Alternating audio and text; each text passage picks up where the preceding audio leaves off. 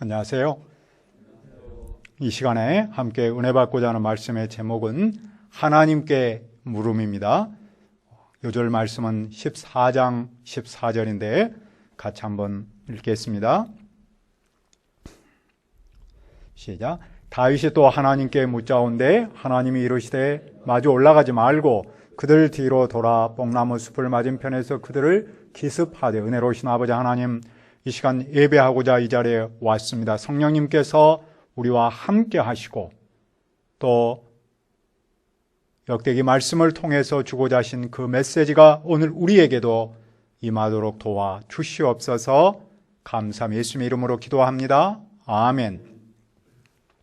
예전에는 운전할 때나 길을 걸을 때면 지나가는 사람에게 길을 물어야 했습니다. 왜냐하면 길을 묻지 않으면 헤맬 수 있었기 때문이죠. 그러나 지금은 내비게이션에 묻습니다. 그러면 우리의 인생길은 누구에게 물어야 합니까? 13장 1절을 보십시오. 다윗이 천부장과 백부장 그 모든 지휘관과 더불어 의논하고, 다윗은 왕이 되고 나서 천부장, 백부장 그리고 그 밖에 모든 지도자와 의논했습니다. 그 내용은 두 가지인데, 하나는 형제, 자매, 제사장 그리고 레위 모든 사람을 한 자리에 모으는 겁니다. 다음으로 사울 시대에 옮기지 못했던 하나님의 교회를 옮기자는 겁니다. 하나님의 교회는 10가지 말씀을 새긴 두 돌판과 이스라엘이 광야에서 먹었던 만나를 넣은 항아리, 그리고 아론의 지팡이 등이 담겨 있죠. 하나님의 교회는 하나님께서 말씀으로 함께 하심을 상징합니다. 하나님의 교회는 하나님이 계시는 저소이죠. 그런데 사울이 왕이었을 때 이스라엘은 블레셋과 싸웠습니다. 이스라엘은 하나님의 교회를 앞세웠지만 블레셋에게 졌습니다. 그리고 하나님의 교회를 빼앗기고 말았습니다. 그 교회가 지금까지 블레셋 지방에 있습니다. 다윗은 그 교회를 다윗성으로 옮기려고 하는 겁니다. 다윗은 왜 옮기려고 합니까? 사울 때, 즉 언약궤가 없었을 때는 여호와께 묻지 않았습니다. 사울은 하나님께 기도하지 않았습니다. 그러나 다윗은 왕이 되고 나서 하나님께 묻기 위해서 언약궤를 옮기려고 합니다. 그는 하나님께 기도하기를 원합니다. 그래서 그는 왕이 되자마자 가장 먼저 언약궤를 옮기려고 한 것이죠. 그런 왕에 대한 백성의 반응이 어떠합니까? 13장 4절을 보십시오. 묵 백성의 눈이 이를 좋게 여김으로 온 회중이 그대로 행하겠다 한지라. 백성의 눈은 언약궤를 옮기는 일을 좋게 여겼습니다. 그들은 왕의 말대로 하려고 합니다. 여기서 지도자와 의논하고 언약궤를 가장 먼저 옮기려는 다윗을 통해 무엇을 배웁니까? 첫째로 그는 백성과 소통하는 지도자이죠.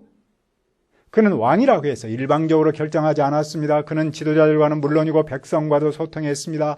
그는 전제적 통치 방식이나 권위적인 지도자와는 매우 다릅니다. 그는 하나님의 백성을 위한 이상적인 지도자이죠. 둘째로 그는 하나님과 소통하는 지도자입니다. 다윗이 언약궤를 옮기려는 목적은 그분께 묻고자 함입니다. 그분께 묻는다는 말은 그분과 소통한다는 뜻이 아니겠어요? 백성과의 소통은 하나님과의 소통에서 왔습니다. 그는 하나님과의 소통을 통해서 하나님 중심의 왕국을 세우려고 합니다. 그는 그 일을 어떻게 실행합니까? 그는 온 이스라엘을 불러 모으고 하나님의 교회를 메워오고자 했습니다. 그런데 막상 하나님의 교회를 새 수레에 실었습니다. 수레의 신상을 옮기는 이는 블레셋 미신의 관습이었습니다. 하지만 다윗과 온 백성은 언약궤를 옮기는 일을 보면서 하나님 앞에서 힘을 다하여 뛰놀며 노래하며 연주했습니다. 그들은 자기 나름으로 궤를 옮기고 있으나 궤를 옮긴다는 사실 자체를 기뻐하고 있습니다. 그러나 그 기쁨은 무엇으로 바뀝니까? 수레를 옮기던 소들이 띠므로 웃사가 손을 펴서 궤를 붙들었습니다. 그때 여호와께서 진노하셔서 그를 치시니 죽었습니다. 여호와께서 우사의 몸을 찢으셨으므로 다윗은 화를 냈습니다. 다윗은 우사를 죽이신 여호와를 이해하지 못했기 때문입니다. 그날에 다윗은 하나님을 두려워하여 궤를 옮기지 못했습니다. 다윗의 기쁨은 두려움으로 바뀌고 말았습니다. 우사를 치시고 찢으신 하나님은 누구십니까? 하나님은 열정으로 하기보다 규정대로 하기를 바라십니다. 언약궤는 레위 사람의 자손인 그핫 자손이 어깨로 메어서 옮겨야 했습니다. 그런데 다윗은 그핫 자손이 아닌 유다 지파의 우사가, 그것도 사람의 어깨가 아닌 소의 수레로 옮겼습니다. 하나님은 그들이 비록 열정적으로 그 일을 할지라도 규정대로 하지 않아서 심판하신 겁니다. 오늘 우리는 무엇을 배웁니까? 열심도 중요하지만 규정이 말씀대로 해야 한다는 사실이 더 중요함을 배우죠. 열심과 규정이 일치하지 않으면 실패할 수 있습니다. 하나님은 규정대로 하지 않은 열정을 받지 않으셨습니다. 그러므로 우리가 열심을 내는 것도 중요합니다. 하지만 더욱 중요한 것은 말씀대로 규정대로 해야 한다는 것이죠. 하나님을 바르게 알고 바르게 섬기는 것이 가장 중요합니다. 어떤 사람은 하나님을 섬기는 일에서 열정을 제일로 생각합니다. 규정에 관해서, 즉 바른 섬김에 관해서는 일도 생각하지 않는 경우가 있죠.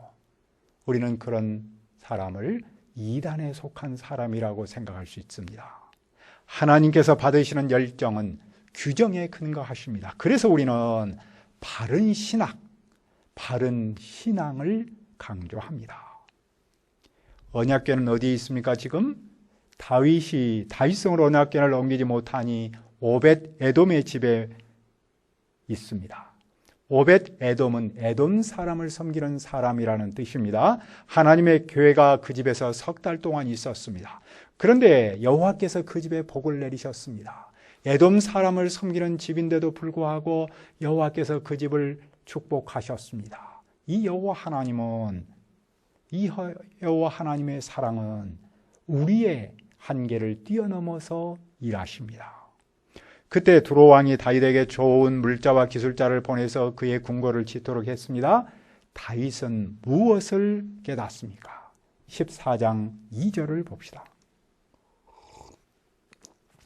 다윗이 여호와께서 자기를 이스라엘의 왕으로 삼으신 줄을 깨달았으니 이는 그의 백성 이스라엘을 위하여 그의 나라가 높이 들림 받았음을 알미었더라.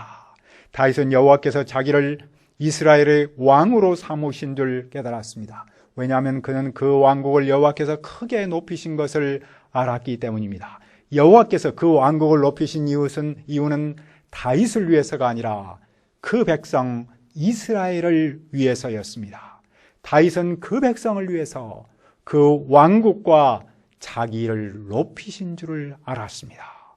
그리고 여호와께서는 다윗에게 많은 아들, 딸을 허락하셨습니다. 많은 아들, 딸을 허락하신 것 또한 여호와께서 다윗을 높이신 일 중 하나였습니다. 그러나 그런 그를 누가 시기합니까? 14장 8절을 보십시오. 다윗이 기름 부음을 받아 온 이스라엘의 왕이 되었다 함을 블레셋 사람이 듣고 모든 블레셋 사람들이 다윗을 찾으러 올라오매 다윗이 듣고 대항하러 나갔으나, 찾으러 올라왔다는 말은 잡으려고 올라왔다는 뜻입니다. 이스라엘이 남북으로 나뉘었을 때는 블레셋에게 전혀 위협적 존재가 아니었습니다. 하지만 다윗을 중심으로 남북이 하나로 뭉치니 블레셋은 큰 부담감과 위협을 느꼈습니다. 그래서 먼저 이스라엘을 치려고 온 것이죠. 다윗은 블레셋 침략 소식을 듣고 대항하러 나갔습니다. 블레셋은 이미 르바임 골짜기로 쳐들어왔습니다. 르바임이라는 말은 큰 사람을 말하고, 골짜기라는 말은 우리가 생각하는 그런 골짜기가 아니고 넓은 평지를 말합니다. 그러니까 거인의 평지로까지 블레셋이 쳐들어왔다는 뜻입니다. 그때 다윗은 무엇을 합니까? 14장 10절을 읽읍시다.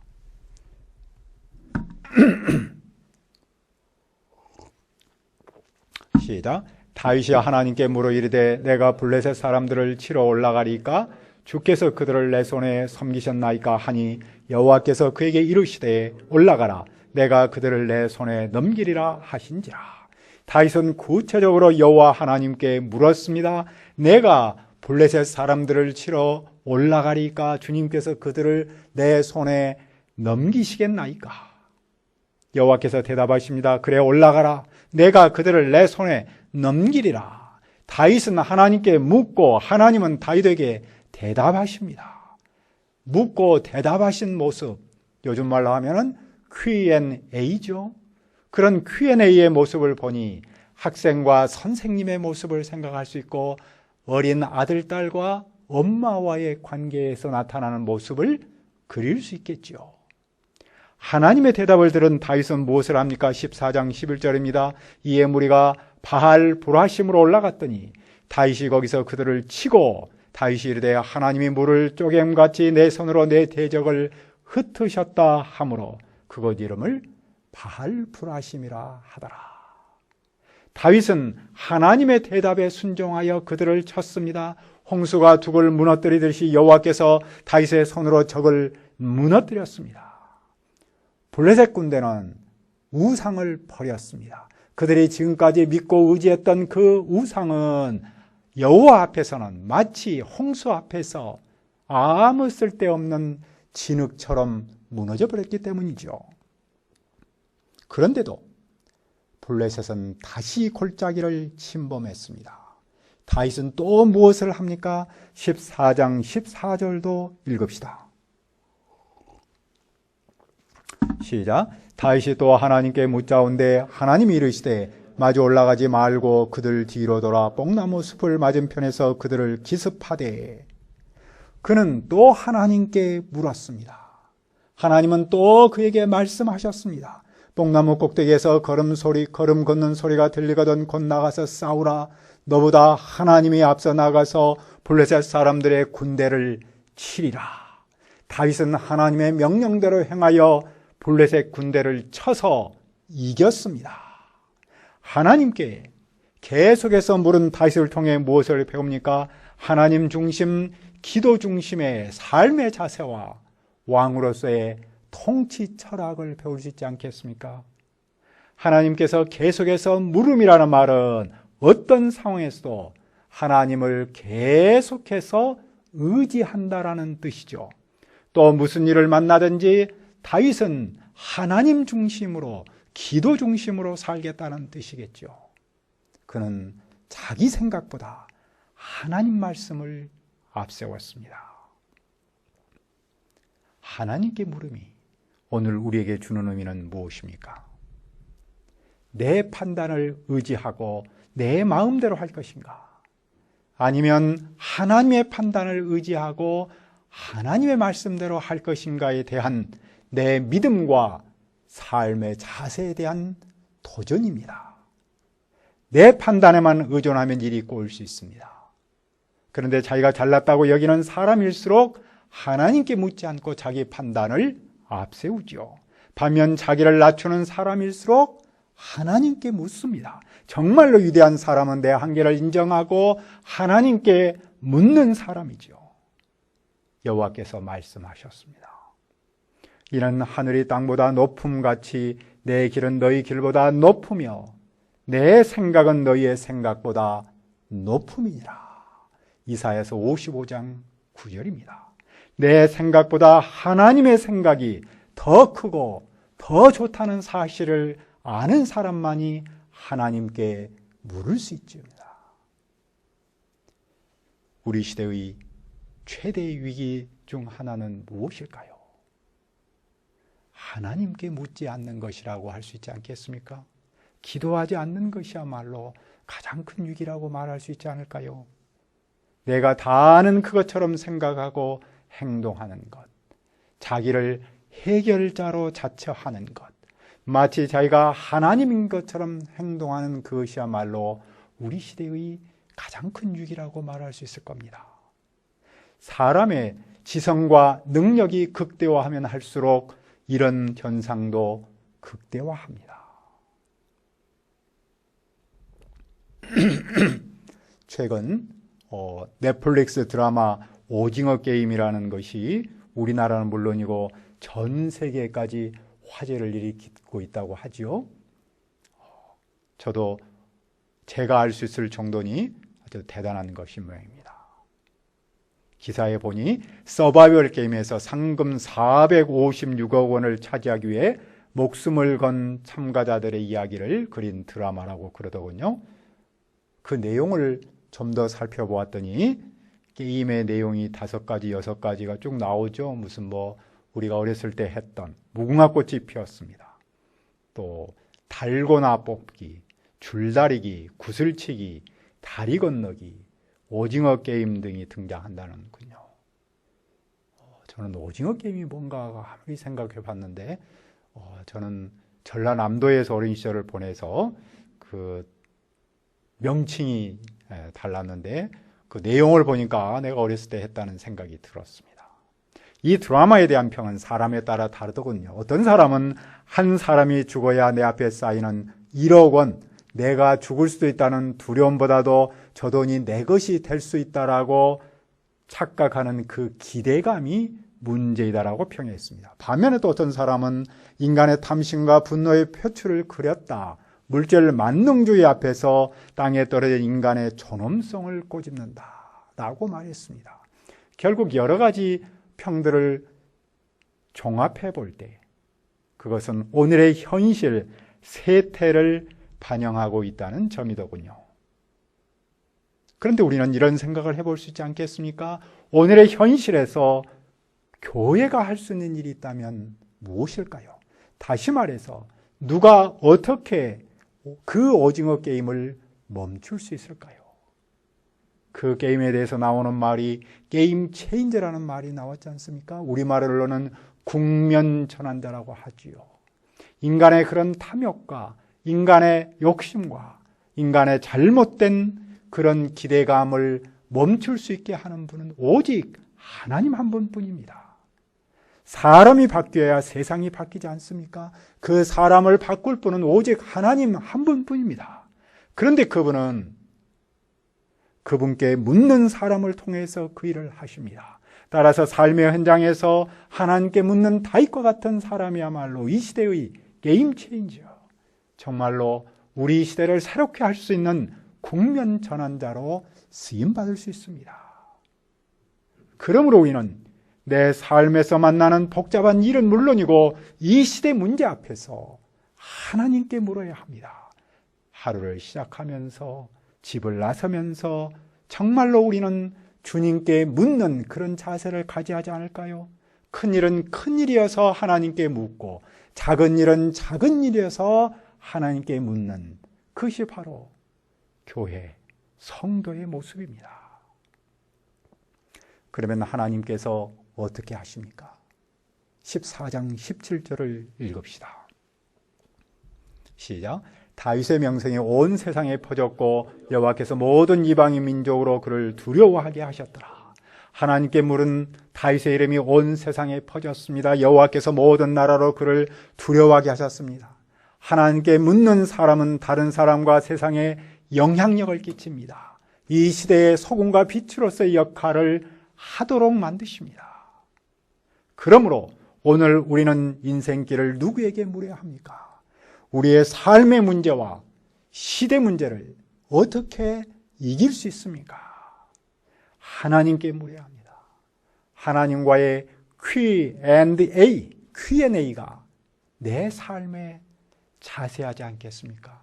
오늘 우리의 교회의 삶의 모습이 하지 않겠습니까? 그러면 하나님께서 우리 교회를 통해서 우리 자신을 통해서 그 문제를 이기게 하십니다.